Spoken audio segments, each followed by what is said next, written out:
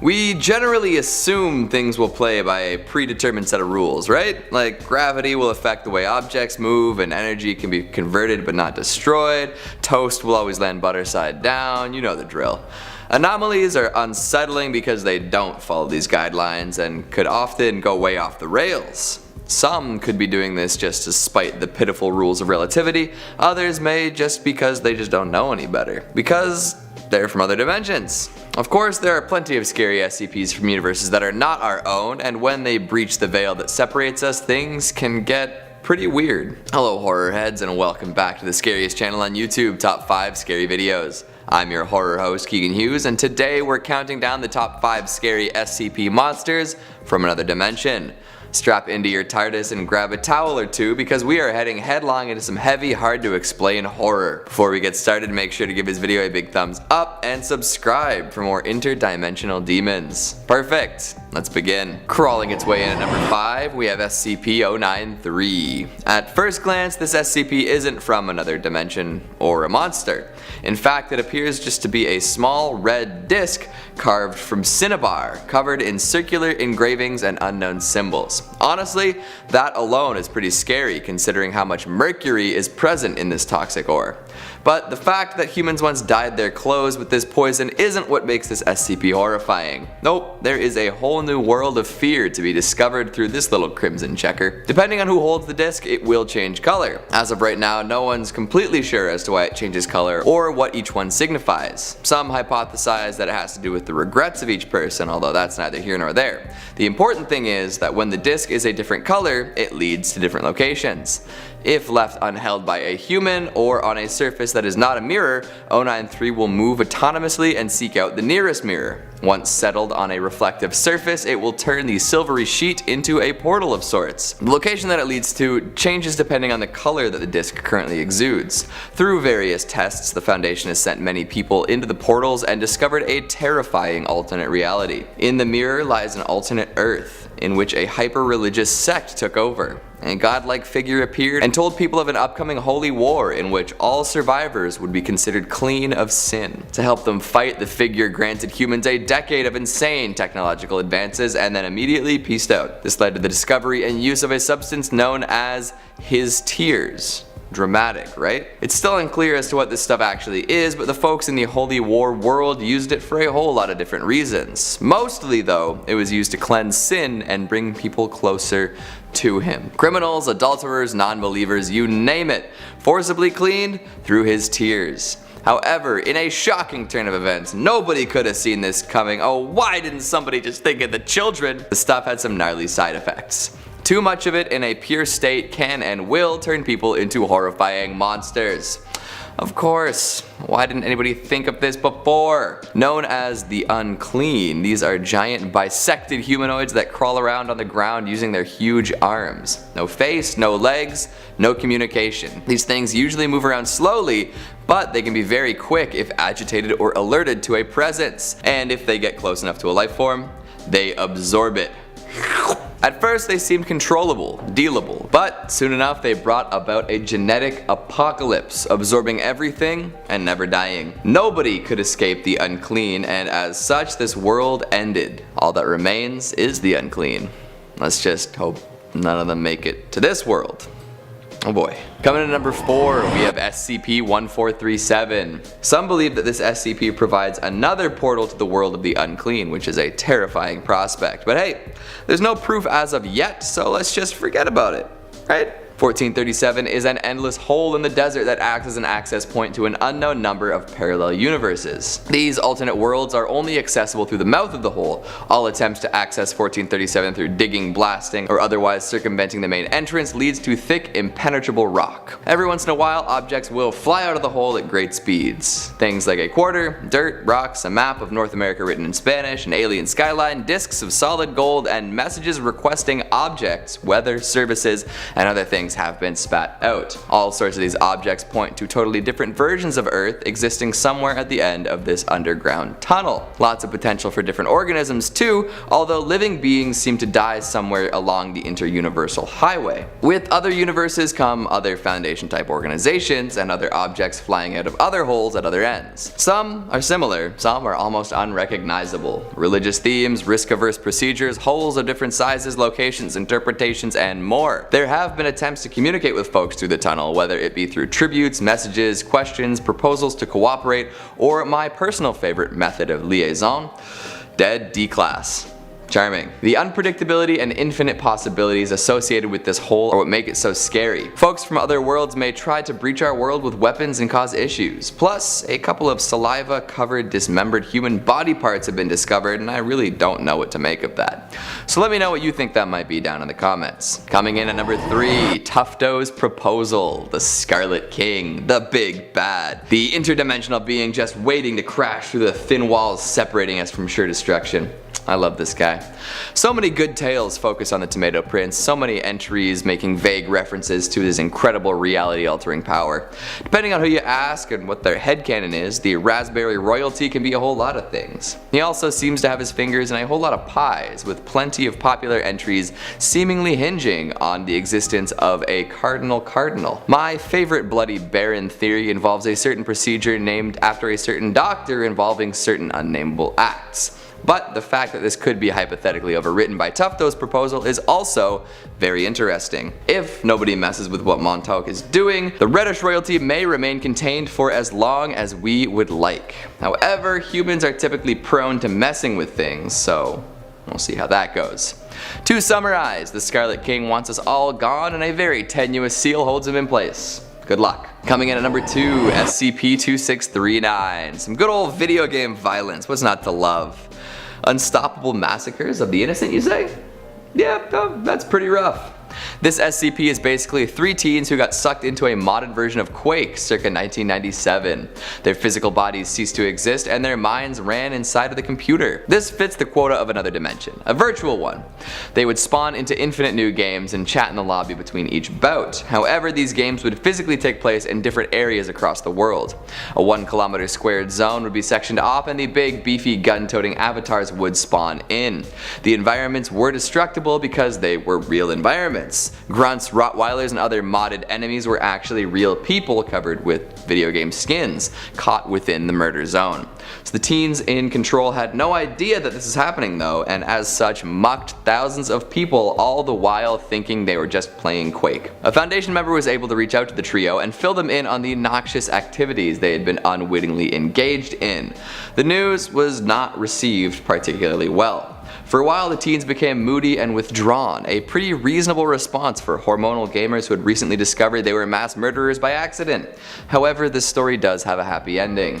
After having a good think about it, the good folks trapped inside the desktop decided they would become a mobile task force of their very own, Omega-9, the Scrubs. They act as a rapid response team for containment breaches involving violent, hostile anomalies.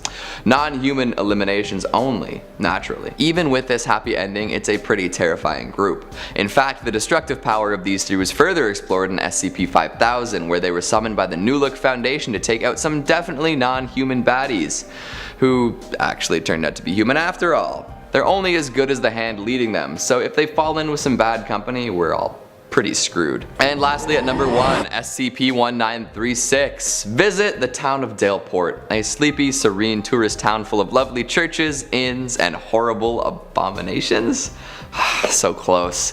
Following the misguided efforts of the good Reverend Hawshore, the burgeoning villa of Daleport became shrouded in a shivering mist of sorts. Through this mist, plenty of Lovecraftian Elder God style creatures were summoned and bound to the town, leading to an all-out war between horrors. Of course, there's no war without collateral, and the good people of Daleport definitely got a hefty taste of death and despair. The mist has dispersed now, revealing the damage done, but while it hung over the villa, unspeakable events took place. Some were friendlier than others, attempting to assimilate the humans rather than destroy them. But for every triangle-faced peacoat-wearing humanoid, there were multiple decapitation-happy, viscera-spraying beasts to boot. Hashor wanted to bring all sorts of cosmic beings to one place and have them duke it out for total control of the laws of the universe. He had foreseen that there were many all-powerful beings, but too many were unable to totally wrench control for themselves, so being a super genius diplomat, Hashor brought them all to one place for a cosmic battle royale of sorts, winner take all.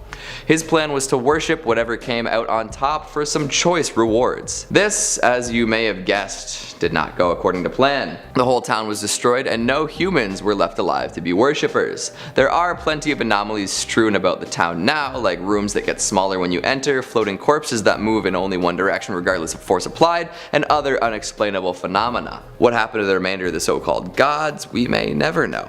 Mysteries are good for your health, right? If you're still itching to take a peek behind the cosmic veil, maybe reconsider. These interdimensional nasties would be reason enough to stay right where you are and ponder strictly the understandable. Kicking us off at number 5, we have SCP-1171. This one shouldn't pose too much of a risk to us, but knowing that there's something out there equal parts hateful and cowardly is not much comfort. Anomalous activity was picked up in an old house in Queensland, Australia. Previously owned by multiple families, nobody reported unusual activity until the most recent owner claimed the place was haunted.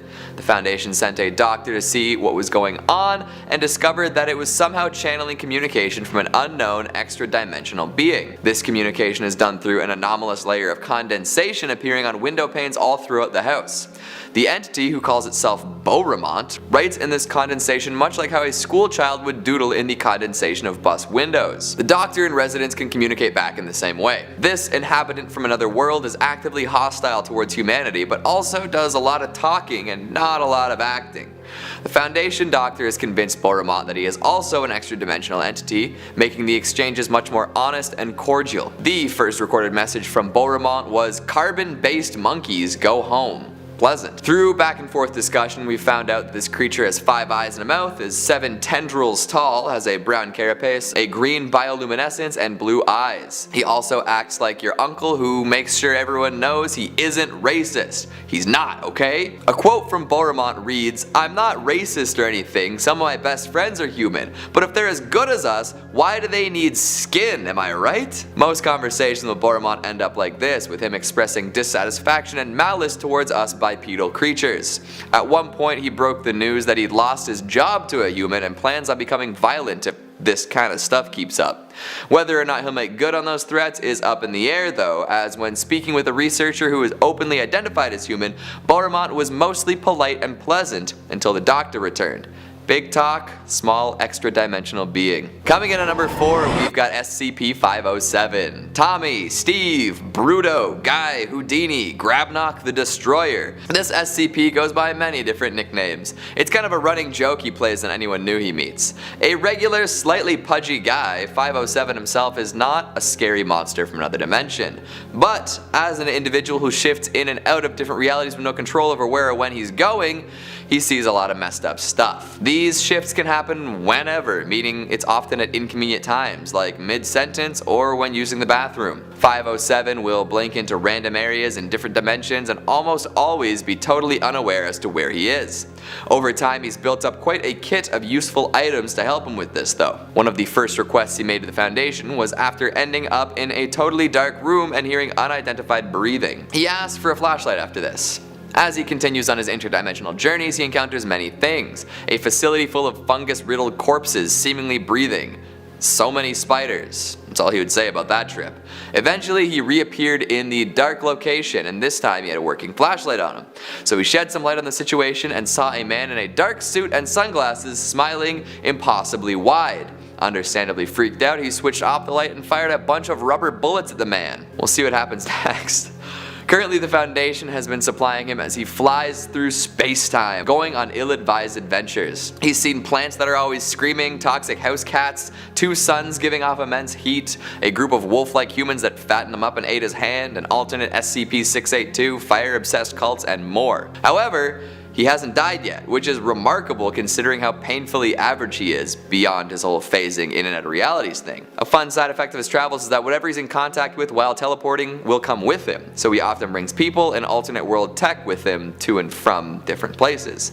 Try not to touch him though, because you might end up in another dimension unawares. Coming in at number 3, we've got SCP-2682, a raspberry with infinite knowledge stuck to a piece of flypaper.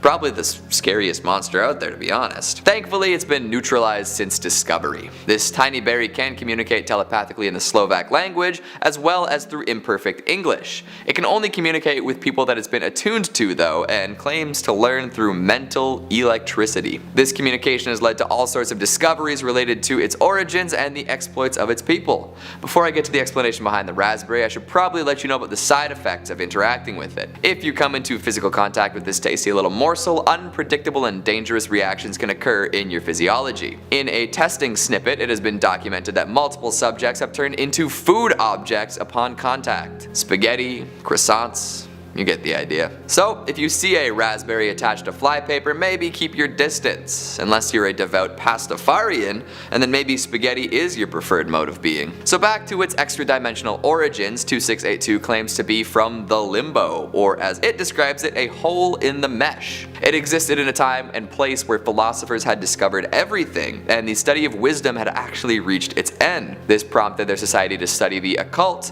find God, and then experiment on God. Then, even when God had been expended, they reached into new universes to harvest impossible knowledge. The search for this kind of information is what likely brought our pal into this world and relegated them to the form of a raspberry attached to flypaper. Early in containment, 2682 didn't even know that it was a berry attached to sticky stuff, or even what any of that meant. As it learned through the interview process though, it gained a deeper knowledge of the shapes and forms around it, eventually leading to a eureka moment that caused it to manifest a weird Dr. Manhattan style partial body and then disappear. Currently, this SCP is considered neutralized, but who knows when another extra dimensional fruit will manifest, maybe more aggressive than last time. Clunking its way in at number 2, we have SCP-319. I don't know if I'd call this one a monster, because the issue isn't a being from the other dimension, it is the other dimension. Back in the 1800s, an enterprising young scientist decided to design a machine that would allow him to cross into another universe. The builder didn't realize that the universe on the other side would have different laws of physics though, leading to his obliteration. Surprisingly, Seto Kaiba had nothing to do with this. Post-obliteration, there is a hole in our universe. The other universe is leaking through, and if any of it were to make it all the way in, our reality would be subsumed by the other one. It's kind of like if we lived in a big underwater bubble and someone poked a hole in the wall. But we wouldn't drown, we'd just cease to be. Right now the machine is holding this together, but that provides little comfort considering that it's a century-old clockwork brass and glass contraption. Not much we can do with this except wait and see. Just stay away from the machine, don't mess with it. And finally at number 1 we have SCP-3935. So this one's totally terrifying, and I would highly recommend going and reading the whole entry, addendums and all before watching this.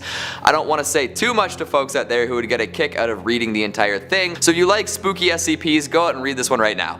Alright, let's get into it. The Foundation had to condemn an entire town and relocate the populace because of this. It all started beneath Salvation High School. A small antechamber was discovered underneath the school's pool containing a stone arch. Inscribed upon this arch was a phrase in English: "The way below winds deeper, longer, unspeakable its patterns laid. The lost forever, damned to wander this thing a quiet madness made." A member from an independent team fell into the antechamber and attempted to find an exit within. They never reappeared. After this, more research was done into the school and its surroundings, and many strange things were discovered. Back in the 70s, students started hearing voices coming from beneath the school. They would notice faceless things instead of their own reflections, and see students hanging from ropes attached to nothing. The odd happenings increased in frequency and intensity over a week, with students phasing downwards through the floors, impossibly uniform flooding, words being whispered into everyone's ears all at once, and dark entities floating through the air. Most of this was accepted by the students and staff. They didn't seem to think anything was wrong. This ended when the entire student body showed up on a day when the school was closed, witnessed the dark figure phase in and out of windows, and then all got phased in and out of the ground. At this point, the students and the entire town were shipped out as there wasn't much the Foundation or any other organization could do to prevent further harm. Sending task forces always ended in disaster, so they decided to quarantine the town and leave it well alone. There's something going on underneath Salvation, but I don't know if anyone's gonna figure it out anytime soon. Kicking us off at number 5, we have SCP-1562. While not a monster by definition, largely because it isn't alive, this innocent looking playground feature has terrible side effects that honestly give me chills. Claustrophobes, look away. 1562 is a metal playground slide originally placed on a pretty ordinary playground. A few kids in the area went missing and the Foundation looked into it and found out that the slide was to blame. Currently, all testing has been suspended. After experimenting a couple times, it became crystal clear that sending people down the metal incline would only result in more misery and loss of resources. The slide functions normally most of the time, you know, as slides should. You can climb up the ladder, take a seat at the top, and propel yourself towards the bottom for hours of classic playground fun.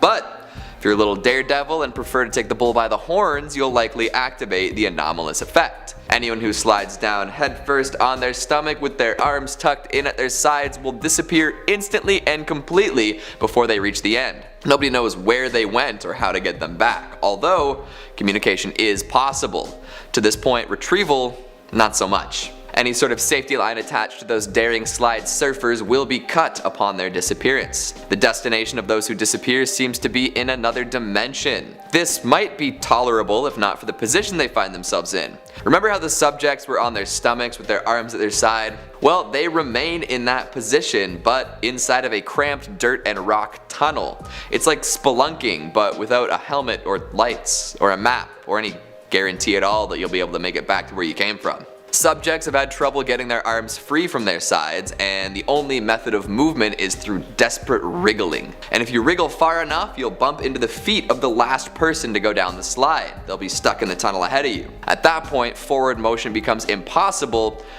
and you're pooched. With your arms at your side, in a dark cramped tunnel, in another dimension. And then you get to listen to the last thing the person ahead of you said before dying. I don't mean to sound like a helicopter parent here, but please keep your feet in front of you while using the slide. Coming in at number 4, we've got SCP-112. Your reaction to this SCP may vary depending on your feelings about roller coasters. If you love the thrill of hurtling through the air in a metal cart, then this might not be so bad, but if you're a person who prefers not to be thrown through a full loop-de-loop, then 112 will ruin you. Known as the Blue Steel Surfer, the sit-down roller coaster was a financial failure based on poor reviews from testers. The park was shut down, and the coaster remained unused until some hooligans broke in and reactivated some of the rides. It was at this point that the anomalous properties were made very apparent. The ride will function normally until the car reaches the main drop. At that point, it'll disappear for 3 minutes and then rematerialize near the end of the loop. An extra-dimensional roller coaster. Wicked. Like I mentioned earlier, people riding 112 have drastically different experiences though. Speaking of drastic differences, the outside observer will also witness something very different than what's actually going on. Once the car vanishes, those on board will realize that the ride time is massively extended, ranging from 4 minutes to many months. Those riding will report many features that do not exist on the ride, like bat wings, cobra rolls, and inclined loops. The world itself doesn't feel different, but the ride experience is very changed. Once getting off, they might feel sick or confused based on their subjective experience. Someone who is on for a perceived time of a month might feel extremely hungry and weak, even though the experience was really only 3 minutes. Whatever someone experiences while on this ride is completely unique to them. This proves to be highly distressing to those who end up with longer ride times, as they experience long periods of dizziness, exhaustion, and headaches, all while the person beside them is cheering and laughing and having a good time. So again, if you get lucky and find yourself on a 4-minute ride with a couple extra loops, you'll have a blast. If you're not so fortunate, you could end up being subjected to G-force for 5 months straight. I'd hate roller coasters too if that happened to me. Coming in at number 3, we've got SCP-1483. While the mass of land that constitutes 1483 isn't a monster itself, it is home to many strange and odd creatures that would scare the ever-loving crap out of you if you ran into one. If you find a specific crevasse in the Queen Alexandra mountain range, you'll be able to pass into this alternate Antarctica. Notable differences include a lack of land ice, a climate that fluctuates between 35 degrees Celsius and negative 35 degrees Celsius, and a species of humanoids known as Homo antarcticus. There appears to be a complex government presiding over this alternate reality, with technology, infrastructure, and other markers of a modern society all being present. Most interesting is the fact that anomalous items and entities are common knowledge here, and the folks presiding over the land have given Foundation personnel limited range in which to study them. There's even a Foundation type organization called the Imperial Institute of Paranatural and Esoteric Study. They've collected and organized many anomalous things and beings over the years and have allowed the Foundation to take a look as well. Some of the notable entities include the remains of a giant unknown organism known as the Sanak Thea, an organized school of occult practice, 2 highly specialized humanoid species that rule the land during different seasons, extremely tall multi-limbed creatures that seem to be gods of some sort, and little aggressive buggers known as feastlings. It's an odd alternate world, but they seem to be doing alright. I'm not sure if I want to discover more about the strange beasts that live among the humanoids or just maybe leave it be. Like I always say, some questions are better left unanswered. Coming in at number 2, we've got SCP-262. This is a coat hypothesized to be a prototype military uniform at some point between 1500 and the early 1900s. Carbon dating has been inconclusive, although it appears that the wool used to create it is thousands of years old, even if the coat itself was assembled recently. 262 is full of arms. Like, it can manifest numerous arms through the dark inner lining. Not just human ones either, although most are indeed people-based. There have been manifestations of reptilian tentacles, multi-jointed cellulose limbs, the clawed paw of a predatory cat, and even every once in a while some feet and legs too. The space within the coat appears to be non-Euclidean, and if you were to drop it over a person, they'd disappear into the void within, kind of like, like Ramona Flowers' purse. In fact, it almost seems like the coat is collecting arms. Many arms from test subjects and mannequins have been seen protruding from the coat at times. The limbs can be manipulated by folks wearing the coat to varying degrees of success. Tests have included playing piano, defending against multiple attackers, and smoking and extinguishing cigarettes. And of course, the coat has attempted to use some test subject bodies to escape. It's proven to be pretty useful in doing so as well, using all sorts of arms to make its way through security. Now, would the space inside the coat be considered a pocket dimension? Is it collecting limbs to form some sort of arm-y? It's time to move on. And finally at number 1 we have SCP-517. This fortune-telling machine is hiding a pretty dark secret. Although most people are pretty wary of things at this point considering all the pop culture attention they get. How many movies and TV shows have featured one of these cursing someone? Well, 517 is a big box containing a grandmotherly figure. The power cord has been cut and will not react if you fire a coin in the slot. But once an hour, the machine will power on if a person enters its field of vision. Grandmother will produce a fortune card from a slot on the machine and then shut down. The person who activated 517 is now the target of a bunch of shadowy entities that will attack at 1:43 AM the next morning. They appear to be long, multi-jointed arms spawning from a single place. These arms will then attempt to rush forward and capture the target. Once captured, the target will be dragged to a secluded area and brutally beaten until sunrise. Anyone who walks in on this will also be grabbed and thrashed. These beatings will continue until the victims are reduced to what I can only assume is a fleshy, bloody paste. The actual end state substance is redacted in the entry, probably for good reason. Nobody knows where these arms originate from or why they do this. However, Grandma's fortune cards may provide a little illumination. Here are some examples of text found on the cards. How many times should someone be told to be good? Your mother raised you better than that. I'm sorry, but fair is fair. People who do terrible things deserve terrible things. You've brought this upon yourself, my dear. You look like you've made some mistakes. Some things are unforgivable, aren't they? Do you think they've forgotten? Jeez, Grandma, I only stole one cookie. What have you done to earn a serious beatdown from Grandma? These things don't even need to wait around the corner for you because they've got whole other worlds to hide in. Which one scares you the most? How many extra dimensional creatures can there be? Are there any SCPs from other dimensions that you'd like to hear about? Make sure you let me know down in the comments. Speaking of comments, let's take a look at some of your more matronly ones from Top 5 Scary SCP Monsters from Another Dimension, Part 2. Kate Harvey says, just imagining this first SCP writing send nudes in the condensation. I think the only appropriate response to that is you first, just to make sure we've got the anatomy right. Iridon says, I used to be an SCP monster and then I took a bullet to the tentacle. And to come back to this dimension, awesome work Keegan, you rock. Anything is better than taking an arrow to the knee, plus you've got like 100 tentacles, I'm sure you can manage. Thanks for the support though. Blair S says, LMAO, I want to punch a shark with you. You bring the shark, I'll bring the knuckle dusters. It'll be a party. Zarek Hilliard says, aggressive fruit noises. I don't know what an aggressive fruit sounds like. Can somebody educate me on this? And Wes Tesh says, I wonder if we as humans are considered SCP to other dimensions. How dangerous or beneficial are we to them, especially when our only real power is near infinite ideas and or imagination? My theory is that we're definitely considered anomalous to beings from other dimensions, either anomalously dangerous or anomalously annoying. Either way, they've made the executive decision to leave us the hell alone.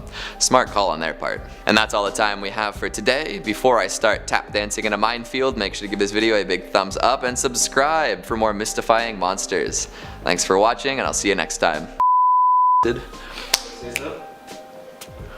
slide functions normally. I got hair on my mouth. Chris, is that your hair? Until the cart reaches the main drop. Maybe I'll do a little roller coaster action there. Who knows? In the meantime, while we wait for this train, I'll work on my my pointing at the camera. Hey.